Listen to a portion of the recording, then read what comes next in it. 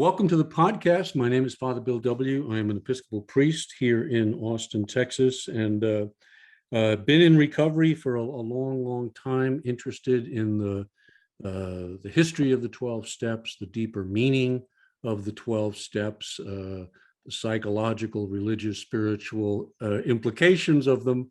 And that's what these podcasts are pretty much about. Invite you to go to our website. It's called Two-Way Prayer, and that is the form of meditation and prayer that many of the pioneers in AA did early days of the program, coming out of the Oxford group, which we're going to get into in this episode. And while you're there, please sign up for the newsletter. I'm doing a new video on two-way prayer. That's why I've not been doing the workshops as regularly as I had in the past. I get a lot of requests for that, but we're in the final stages of editing a new video. We will put it up on the website, and then hopefully that'll take the place of having to do monthly workshops on the process and allow us to kind of get into some other areas that are of interest to me. So my guest for this series is Stephen Haynes. He's professor of religious studies at Rhodes College and adjunct professor of recovery at Fuller Theological Seminary. And Stephen's written a new book, Why Can't Church Be More Like an AA Meeting? And in his book, Stephen explores the similarities and the differences between communities of faith and communities of recovery. So that's what we're trying to explore in this series. We always hear, I'm spiritual but not religious. So the question I'm going to be asking and trying to get some answers from some folks is how do those two overlap? What's the place for each?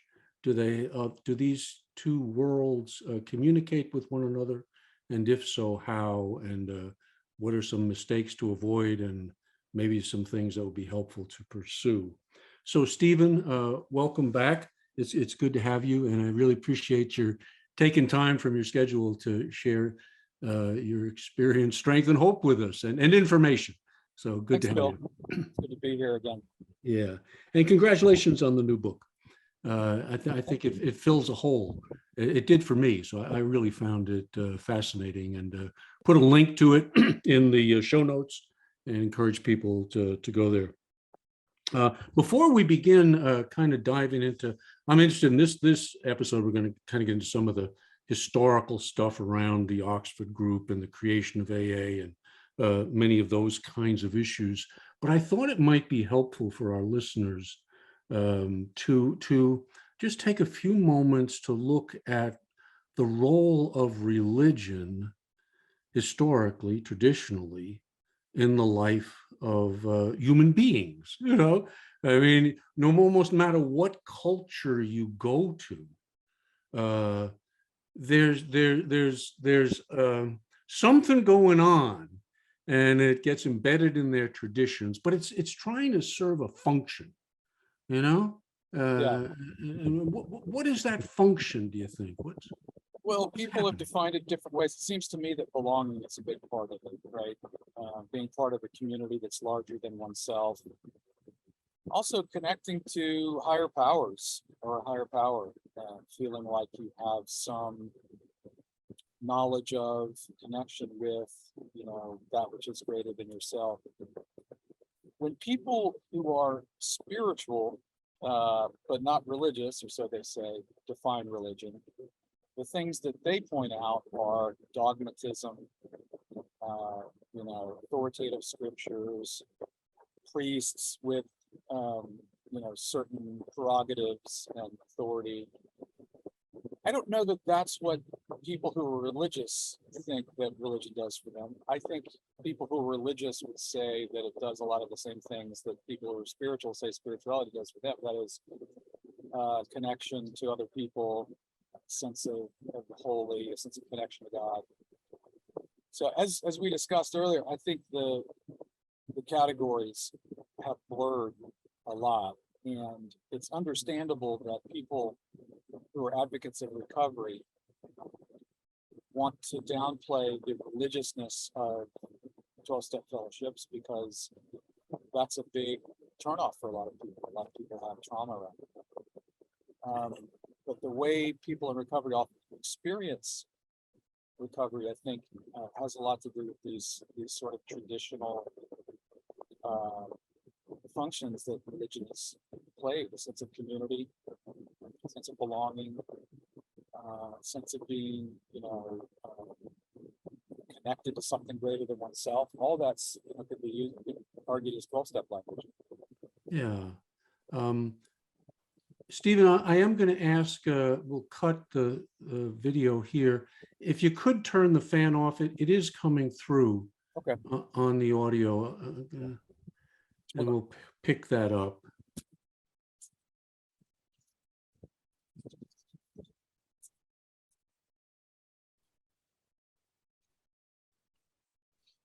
Much better. Okay. Yeah, much better. Thank you. Thank you. So we're going to sweat this one out. So Okay. That's not bad. That's not bad. Okay.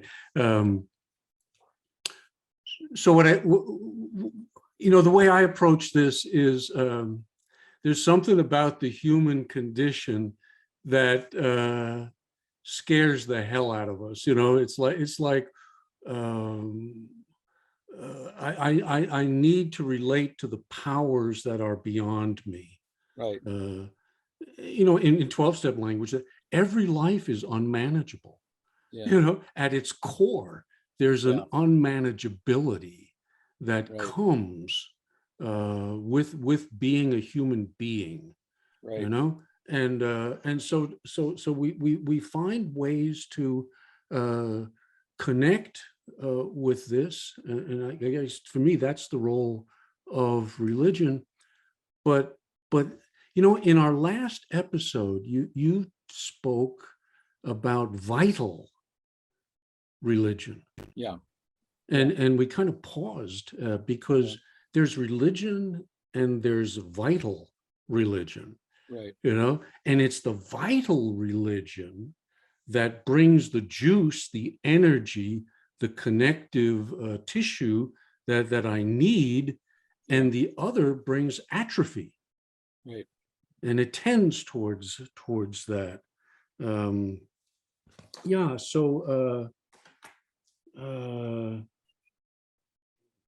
I guess what you're exploring here is how people have in your book, how you met that through in your faith tradition, and then how you came across it differently, an expression of it differently in the recovery communities.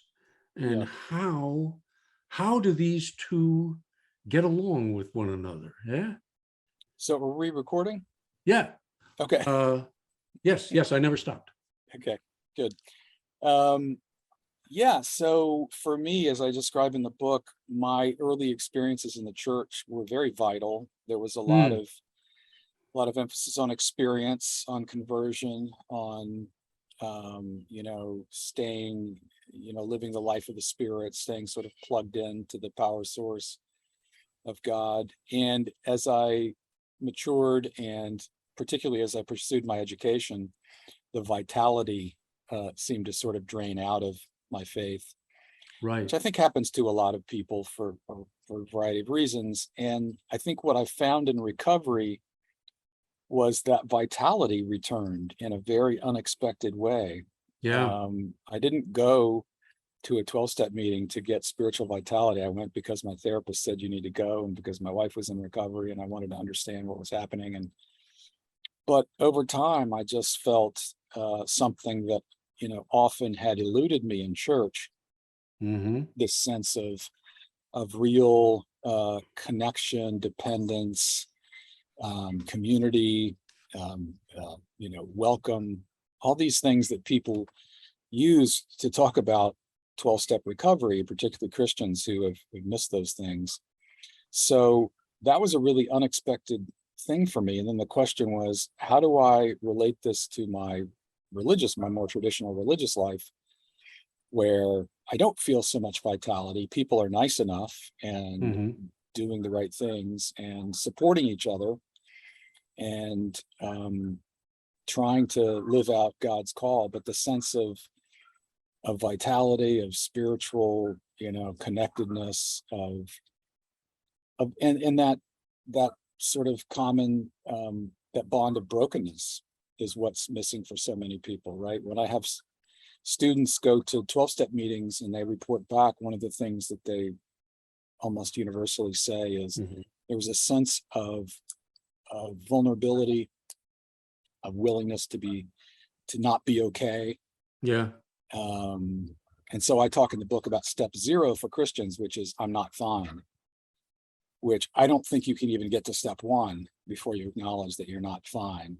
And so if you're not fine, then you can acknowledge your unmanageability, powerlessness, and so forth.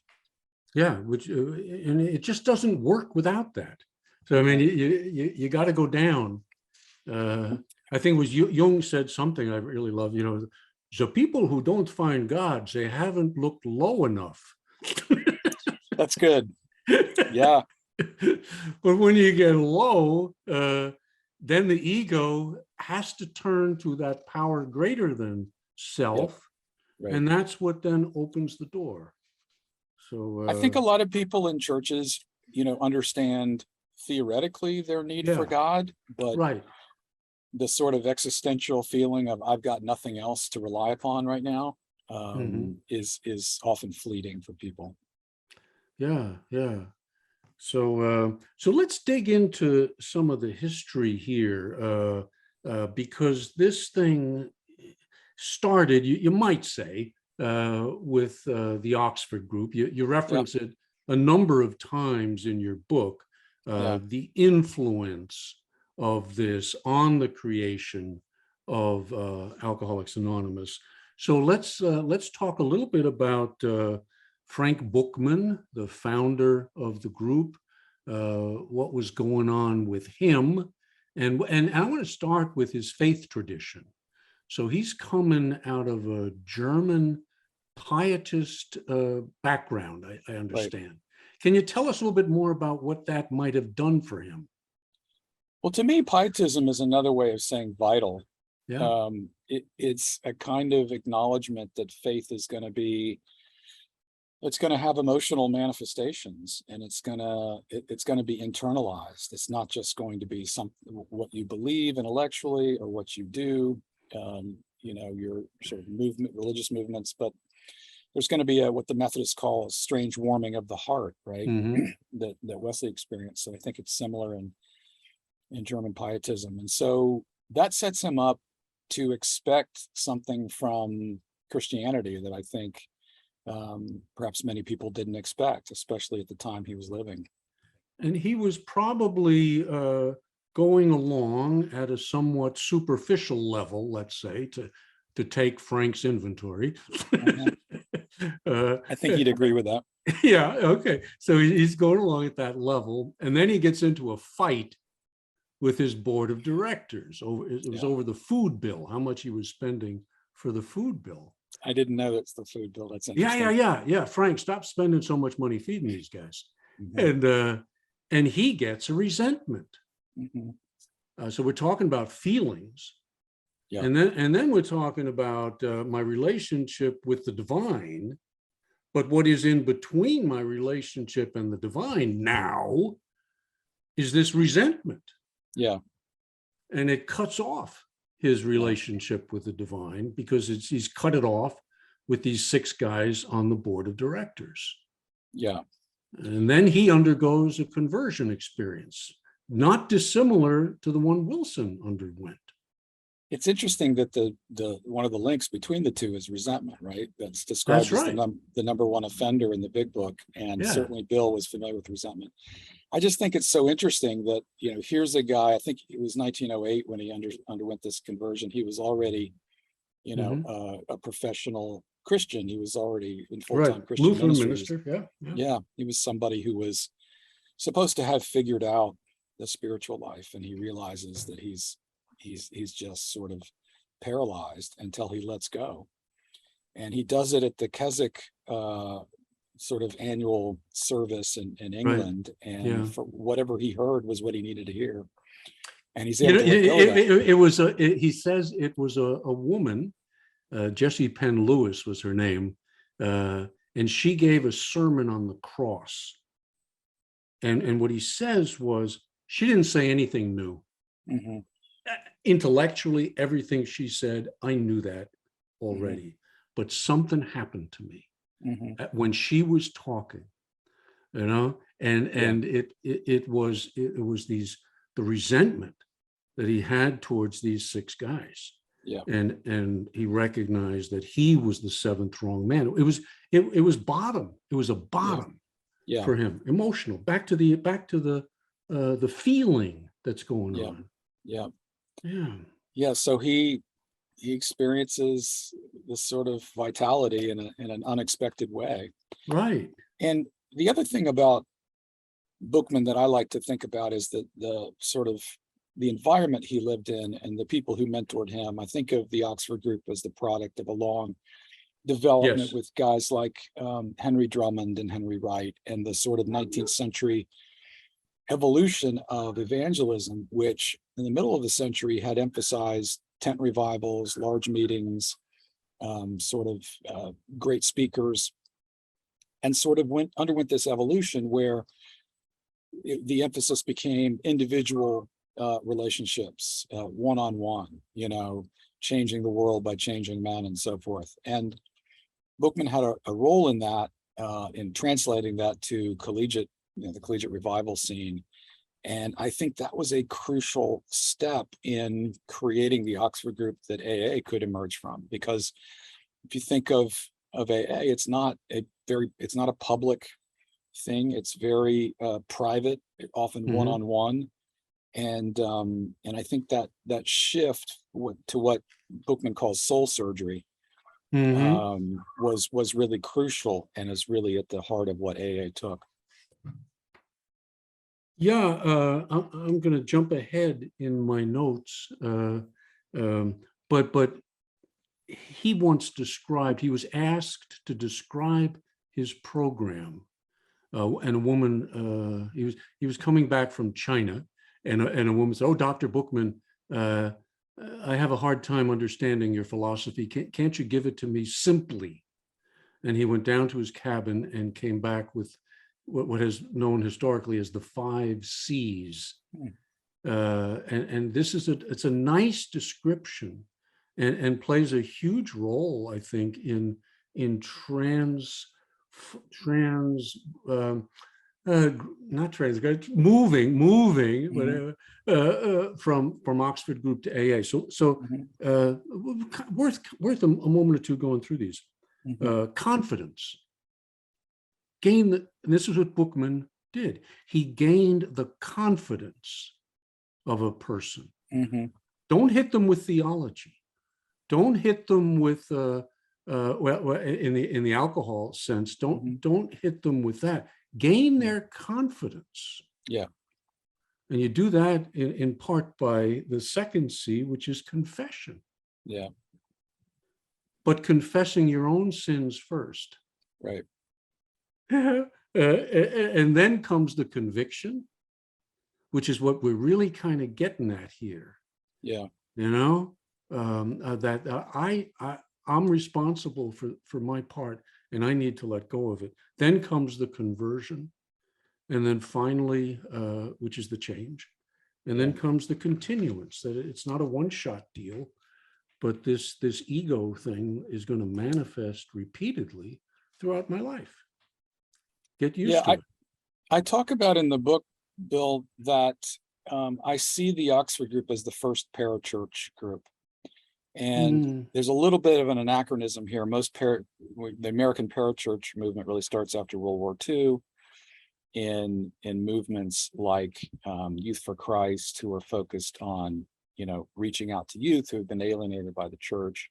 But I think it's exactly what Youth for Christ and other groups in post-World War II America were trying to do was basically what the Buchman was trying to do, trying to reach people who weren't interested in the church, or perhaps turned off, but to reach Right. them one-on-one in a language they could understand. And, you know, the book, I can't remember the name of the author, but the sort of standard history of the Oxford group talks about house parties and talks about, Maybe Garth Lean. could have been, but Yeah. at any rate, you know, the description of, you know, staying away from churches, church buildings at least, staying away from doctrinal discussions of any kind, no sectarian squabbles, right? This was an attempt, you know, not only to recreate first century Christianity, but to avoid all the debates and differences that had caused division within Christianity over the centuries, right? So to get to that vital core, that mere Christianity. And I think that's what all parachurch movements of all time have tried to do, right? Trying to get away from the things that bog the gospel message down in churches and take the sort of vital core and make that available somehow in a more neutral environment. One of the things I for 20 years, I had been studying to be a Jesuit priest. My alcoholism came up then, and I had to go and work on that. But I had a really hard time with the church. And I was struggling with the issues that we're talking about here, because you know, I was attracted to AA. I was finding there the things that I ought to be finding in the church, but was not, and yet was missing some of those things in my 12-step recovery process. So, and when I got, and the history opened the door for me. You know, when I started studying about the Oxford group, and I'll tell you this, Stephen, the title that they first went by, the group has had 4 names over the years, but the original was a first century Christian fellowship. So let's talk about that first century. This is kind of your area of expertise, that people were experiencing, and there we are with that word again. Having an experience through Jesus that was transformational for them. Yeah, it's interesting they chose that title, because I think what they had in mind was the Church of Acts, chapter 2, right? I don't think they had in mind the Church of First Corinthians, which is also a First Corinthian church, but which is about as dysfunctional as you can imagine. But what the picture of the church in Acts, I think, represented for them was this pre-institutional church where you had the apostles and you had the people and you had a sort of concord. Everybody was on the same page. There were signs and wonders, the Bible tells us. There were conversions happening all the time. People weren't squabbling over, you know, what color the carpet should be in the church, or should we have grape juice or wine when we celebrate communion. And I think this was, you know, there's this movement in American Christianity called primitivism, and I talk about this in the book. You know, the Oxford group is really a species of that larger movement, which can be found in denominations as well. And I think it's an understandable desire to get back behind all the institutional stuff that gets in the way of the message. And I think what the Oxford group was arguing, as other parachurch groups do, is that the gospel message is separable from the church. It's not completely the institution. It doesn't mean that there's an absolute disconnect. People who, you know, find the gospel through the parachurch movement, whatever it is, you know, ought to get involved in the local church, but they're not the same thing. Right. Buchman then began experimenting with what is effective in bringing this message, particularly to young people, because he's working at the universities. What's effective and what is not, all right? And one of the things that he stumbled onto are the 4 absolutes. From Presbyterian minister Robert Spear, honesty, purity, unselfishness, and love. These were the standards. And again, if you want to understand the history of AA, these are key, because it's simple. I don't have to memorize the 10 Commandments and the 7 deadly sins and all of the structures that build around religion. I can get to the core. Are you honest? Are you a liar? Are you loving, or are you fearful? Just kind of cuts right down to it. Well, you're the expert on this, so I have a question for you, because I know good. that, Okay. that Bill W. decided at some point that the 4 absolutes were kind of counterproductive for him in working with alcoholics. But I also know his expression was, you can't expect them to get good by Thursday. Yeah. Well said. Yeah. But I know that the 4 absolutes were really important for those who were practicing two-way prayer, or guidance, as the Oxford group put it, because they realized there was the possibility, the tendency even for us to distort, the message from God and have selfishness or whatever get into how it. the ego is going to slip in, and in the name, using God's words, here's the message. Yeah, so the 4 absolutes were a guard against that. Is that the way? Exactly.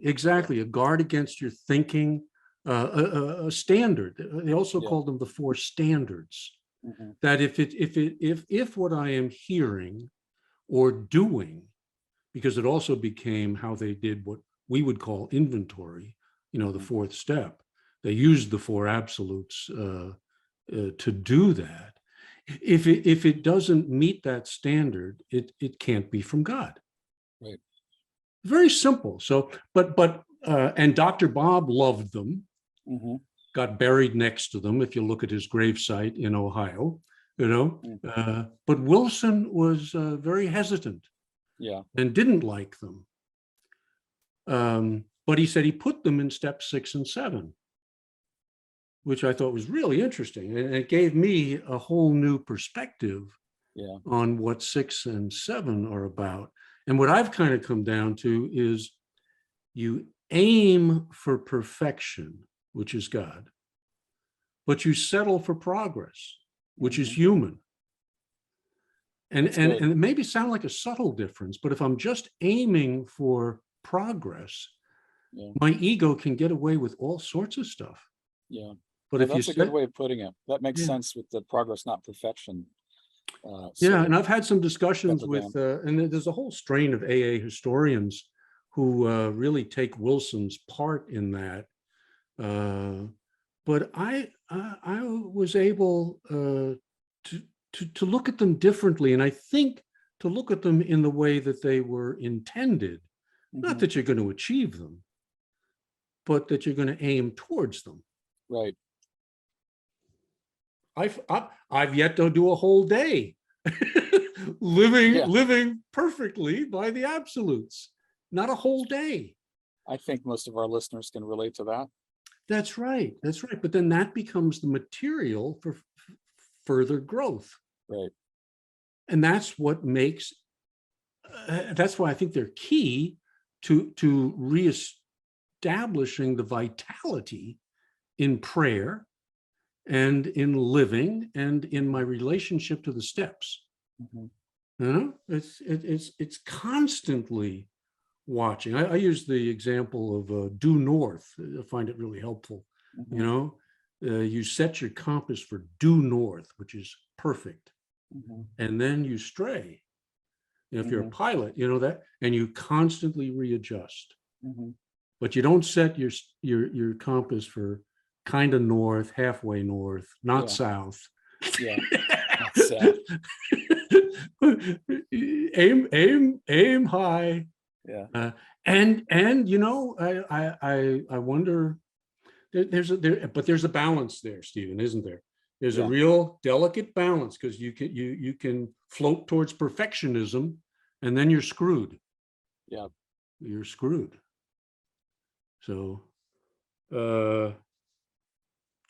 so he would experiment, and he did it at the universities, and I think he was part of the YMCA, which was a very different, just like maybe the churches have really lost focus. The YMCA it doesn't have the focus that it had at one time, Right. but that was a place where people were changing. Yeah. So let's go back to the book now, and I want to focus maybe specifically on chapter 10 in terms of what does the church bring to recovery. And you had kind of a funny introduction. The first paragraph in this that I enjoyed. My shadow side really came to life. I like that. Yeah. So it's kind of when you're being introduced to the world of recovery, you say, at the time I started recovery, I was involved in individual, couples, and group psychotherapy at a counseling center that is best described as spiritual but not religious. Every program in which I participated there integrated therapeutic work with an eclectic combination of spiritual practices that included Tai Chi, yoga, equine therapy, holotropic breathing, body work, smudging and saging, meditation, acupuncture, psychodrama, Reiki. Although these practices took me out of my comfort zone, I eventually came to appreciate many of them. Others, however, consistently triggered what I call my bullshit detector. Everyone needs a good bullshit detector. I've sure got one. Oh, me too. Me Yeah. too. It's better when operating on others than it is on myself, though. I have noticed that. Yeah, I know it doesn't point backwards. But yeah, I describe that because it seemed like a great way to indicate to people that the world of recovery is just quite diverse. You just don't know what you're going to encounter, and in a way of spirituality. And for somebody who's sort of traditionally religious as I am, it creates a bit of a dilemma. I will, I guess, give myself a pat on the back for being willing to do a lot of those things. But as I mentioned, Reiki was kind of the limit for me because, I never felt anything when people were moving energy around my body, with their hands. And although I know people who swear by it, but the thing that really bothered me about Reiki was the theological claims they made for it, right? Which were sort of unreflective. This is divine energy. This is how God presents, himself and so forth. And so I use that to jump off in the chapter to talk about, what the church can provide for AA, or for 12-step fellowships in general, is a kind of grounding in theology, a kind of theological discipline, right? When we talk about God, when we talk about divine things, what are the criteria? What are the norms? What are the limits? Right. So I mean, in the Judeo-Christian, to take that as an example, there's 5,000 years of experimentation with many of the things that you identify in that paragraph, that there's a need people have for ceremony. There's a need that people have for silence. There's a need people have for pilgrimage, for sacred spaces. But the traditional churches, by and large, are failing to fulfill those for many. Yeah. And so AA and other 12-step try to take them onto themselves. Yep. And if they're not careful, this is my point, they're going to do the exact same thing that happened in the church. They will become institutionalized, mechanical, and the juice will stop flowing. The vitality will not be there. Yeah. So how do you keep it an adventure? Yeah. It's interesting. Centering prayer is one of the practices that a lot of people in recovery use as a step 11 practice. And I mentioned in the book that I went to a centering prayer retreat in St. Louis and basically did it for a weekend. What I learned about centering prayer is that it was developed, I think, in the 60s or 70s by Catholic priests who were concerned about how many Catholics were becoming Buddhists, basically doing a lot of Eastern meditation. They wanted to demonstrate that there was something in the Christian tradition that was comparable, that was and fulfilled the same needs. And I think the church can be on the defensive here, right? If people are, if some of the practices I mentioned there at the beginning of that chapter are becoming sort of incorporated in someone's spiritual life, how do they relate to what they're doing in church? Are they embarrassed to even mention them? Do they just assume that everything that has the word spiritual attached to it, is of the same value?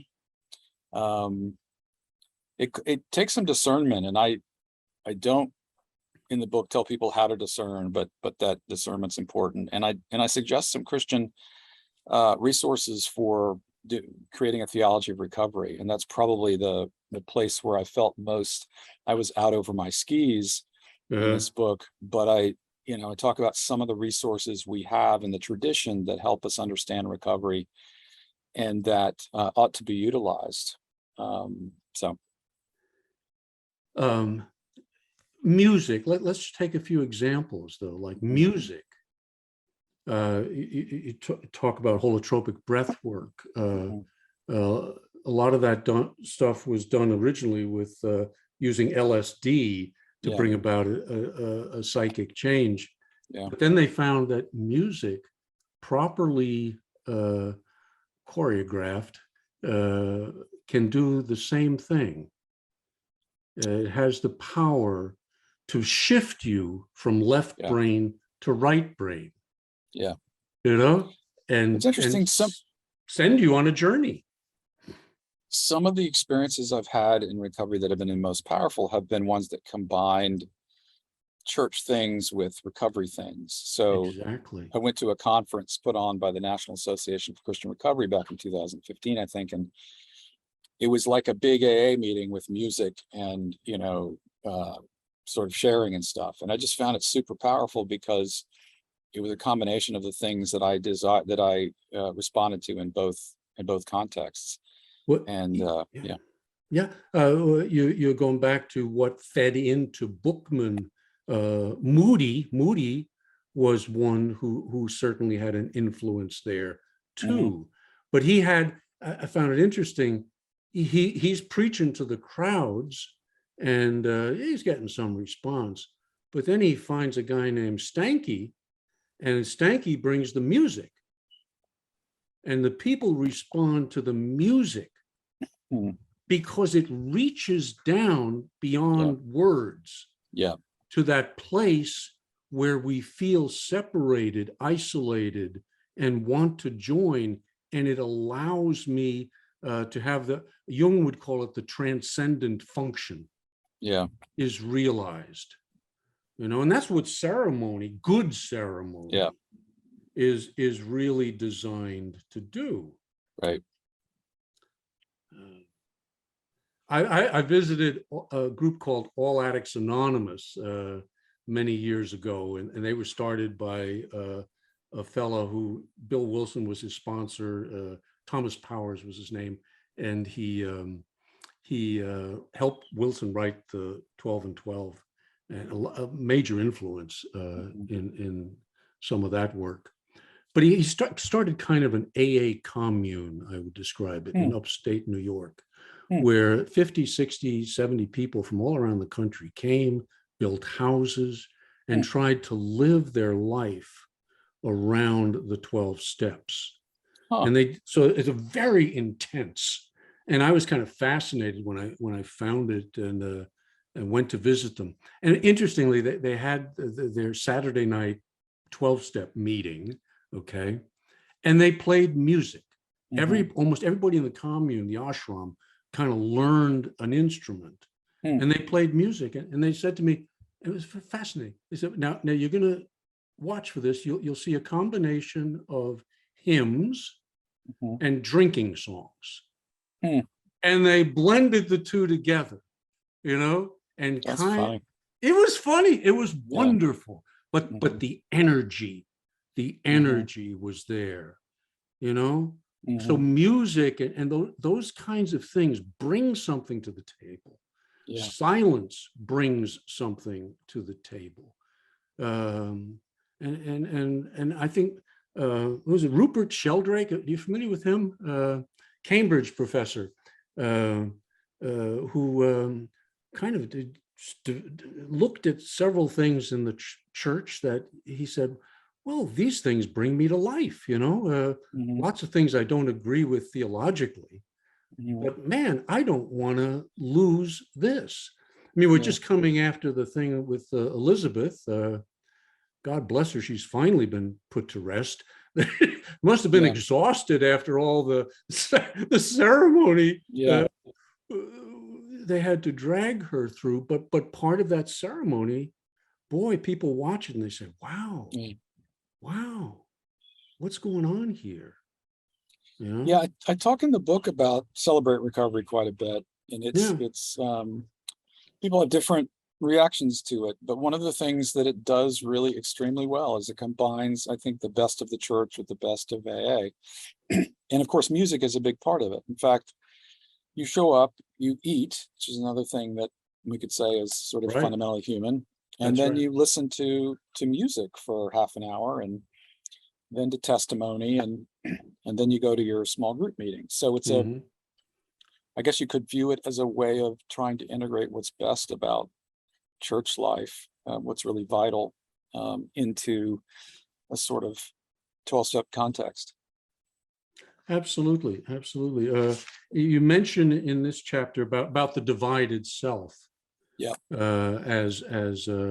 And that's what therapy is about, and what religion is supposed to be about, is reuniting these separated parts of self that we all feel. We all feel isolated, alone, separate from. And there's whole schools of addiction, Stephen, right? That are kind of based upon that. Well, there's I kind of review the sort of quasi-theological interpretations of the roots of addiction in the chapter, and the first one I mention is the divided self. I guess it's the oldest. It goes back to Paul in Romans. It's usually his description of his own inability to do the good, and Romans 7 is where a lot of people start. But then Augustine basically develops out into a whole theology, a whole theological anthropology, and then it's sort of it takes on different forms in the modern era in Reinhold Niebuhr and others. But it's so fundamentally true to most people's experience that it's a good starting point for thinking. It's the human condition. It's the human condition. You asked, you suggested earlier we talk about sin and the relationship of sin and addiction, and I found that's a dirty word, isn't it? That's a dirty word. It is, and because clearly AA was part of the movement to get away from a moral explanation of alcoholism and replace it with a medical model, disease model. So and that was successful, and I think everybody who suffers from addiction is glad to know that. But from a theological point of view, it's impossible to separate the two, because there's a moral element to it.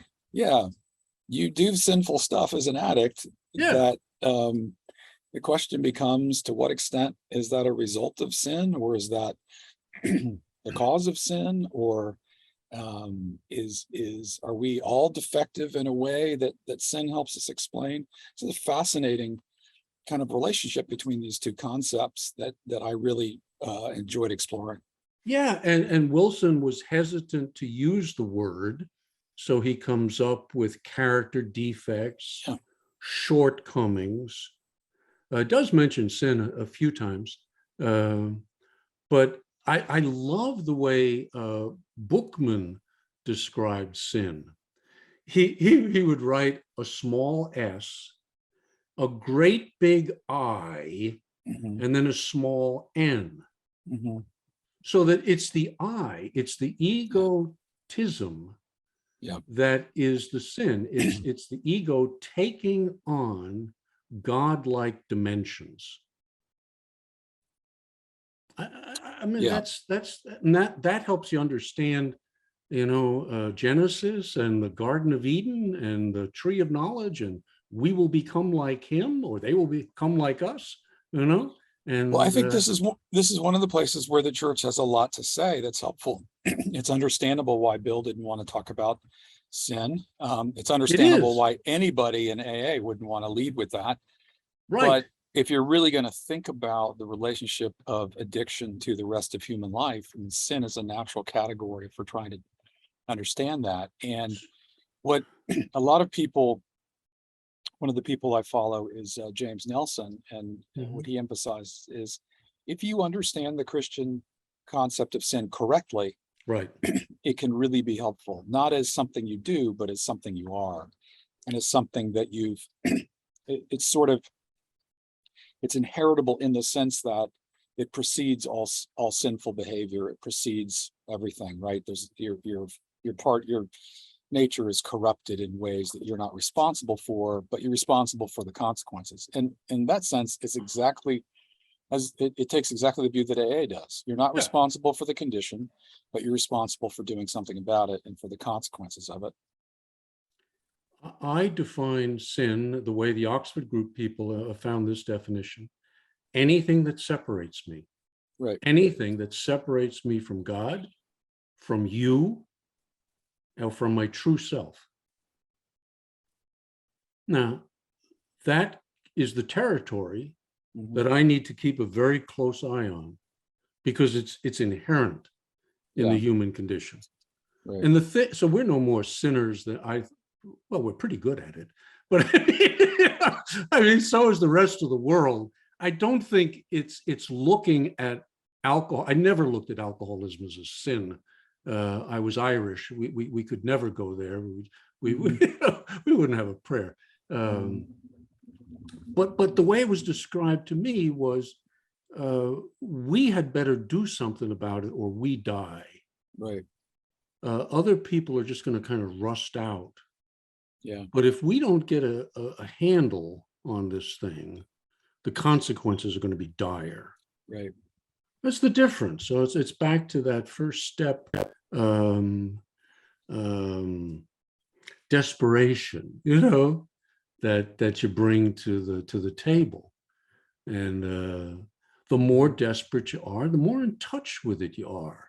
I mean, the old timer who's sitting there with 50 years like I'm coming up on, is not as in touch with it probably as the guy who just crawled in. Right. And it's feeling intensely that pain of separation. Yeah. But I've got to be reminded of it. Yeah. Or I'll lose it. Right. So you asked the question, is it sin or is it sickness, or is it sin and sickness, so I think it is a combination. The greatest thing a fellow taught me was a deeper and different understanding of unmanageability. I'm forever grateful for that. Yeah. That it's not the consequences of my drinking. It's the state of my ego. And that's what I have to get in contact with. And that then opens me up to work in the steps. So this has been really interesting once again, and I'm grateful for the opportunity to tap into some of your wisdom and experience in this area. It's been me too, with you. Thank you so much, been Bill, helpful. for inviting me. Yeah. And we'll do one more session next time, and kind of wrap it up and look at some models. What works? You did a lot of going around the country looking at different things. What works? What doesn't work?